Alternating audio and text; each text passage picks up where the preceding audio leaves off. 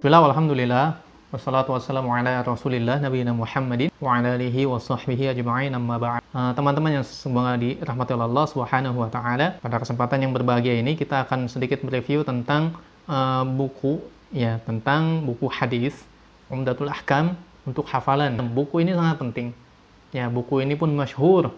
Ya, buku ini juga sangat direkomendasikan untuk dihafal setelah Al-Arba'in An-Nawawiyah.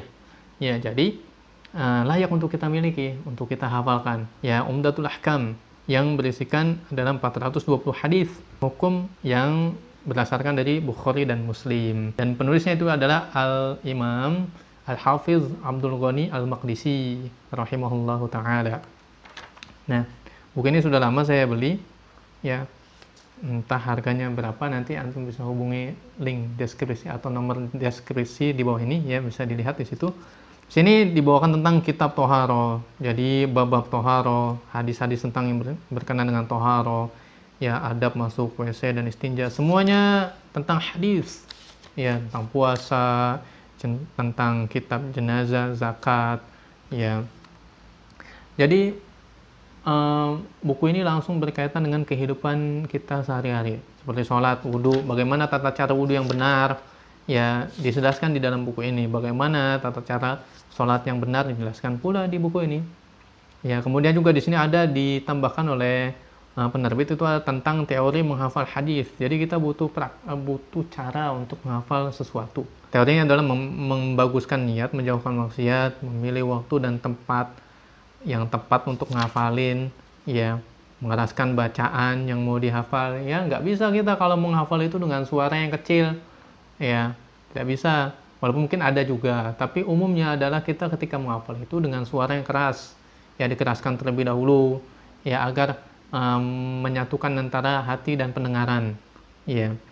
Kemudian banyak mengulang, ya, mengelompokkan hafalan, kemudian setorkan hafalan kepada kawan atau pembimbing secara rutin, ya, menjaga hafalan dengan senantiasa mengecek hafalan dan mengulanginya pada waktu yang berbeda, mengamalkan hadis yang telah dihafal. Masya Allah, ketika kita wudhu, kita ingat hadis ini, kita akan hafal.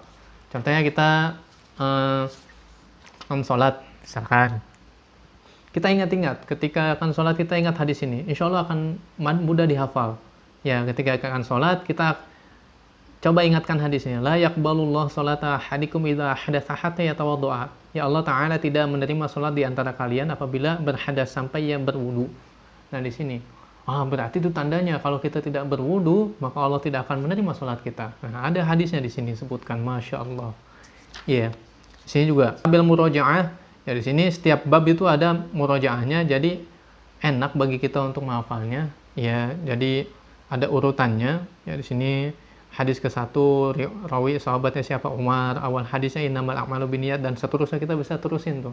Ya, umumnya kan yang ketika kita ingat awalnya, ya, kita akan ingat akhirnya atau tengahnya, insya Allah.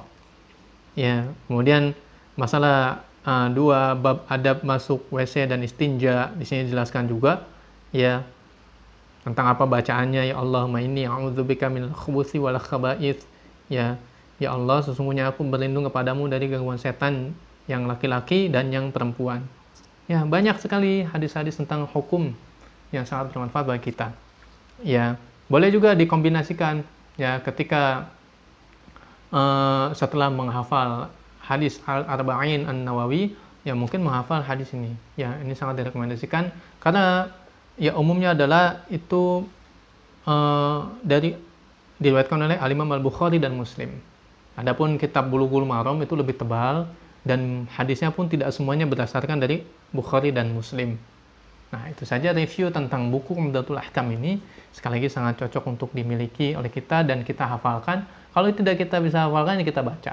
Ya, kita tamatkan dari awalnya, yaitu bab tentang niat. Masya Allah, diingatkan tentang niat. Ya, bagaimana kita diingatkan tentang niat, pentingnya tentang niat.